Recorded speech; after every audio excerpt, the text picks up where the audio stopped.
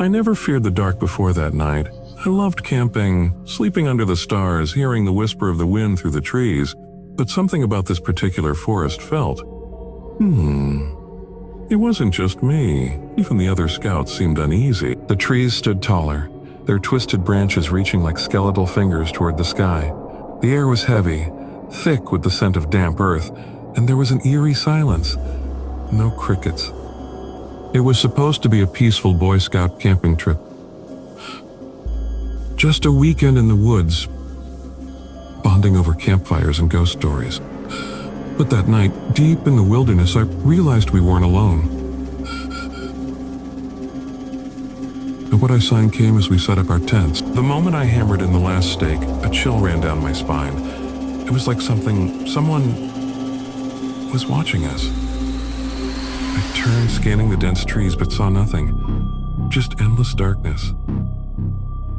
"Hey, you okay?" My friend Ryan asked, nudging me. I forced a laugh. Dinner was uneventful. Canned beans and marshmallows over a weak fire.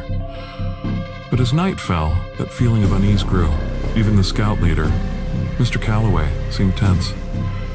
He kept glancing at the trees like he expected something to emerge.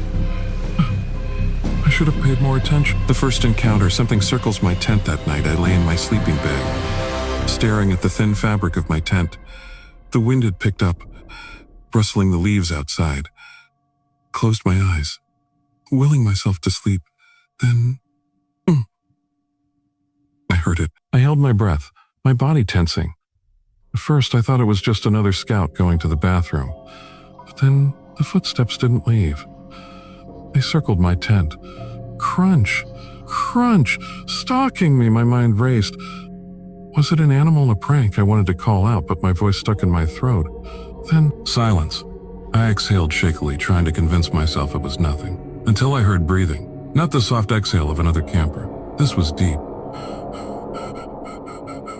Wrong. Right outside my tent.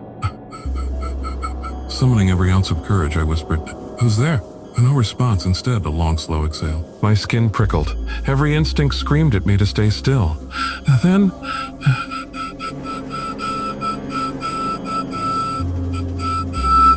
the footsteps retreated, vanishing into the woods. I stayed awake for hours, listening. The second encounter, a shadow in the woods the next morning. I told Ryan what happened. He chuckled. "Dude, you probably imagined it. The woods mess with your head." But Mr. Calloway overheard. His face darkened.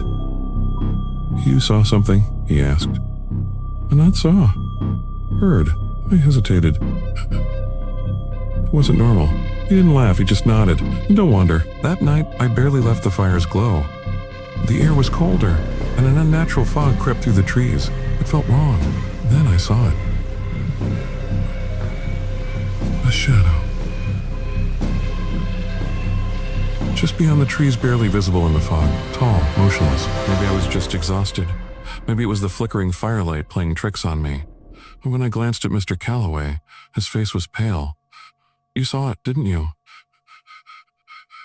he murmured. The final encounter. The thing in my tent that night, sleep was impossible. Every creak, every rustle of the wind made my skin crawl. I kept my flashlight tight in my grip, ready. And then, the footsteps came back.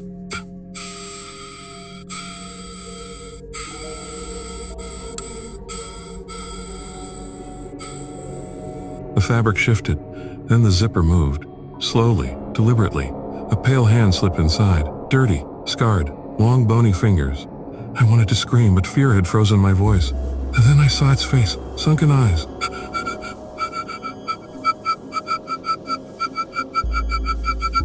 A twisted grin, skin stretched tight, gray and lifeless. It wasn't alive.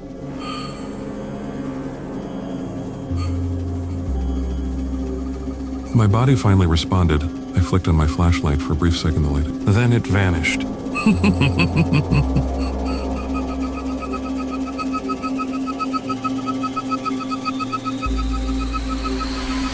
I scrambled out of my tent, flashlight darting through the darkness. Nothing. No footsteps, no sound. Just the hum of the night, the revelation.